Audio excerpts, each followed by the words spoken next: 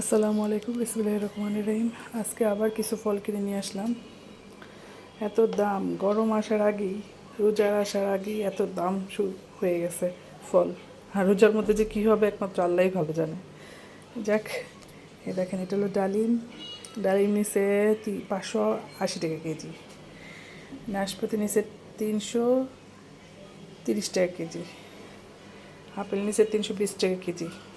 আর বড়ই নিচে 300 টাকা কেজি।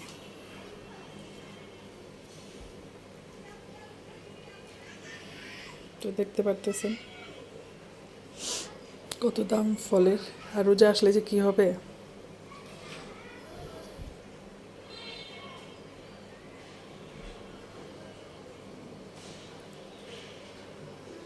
তো সবাই ভালো থাকবেন, সুস্থ থাকবেন। আসসালামু আলাইকুম, আল্লাহ হাফেজ।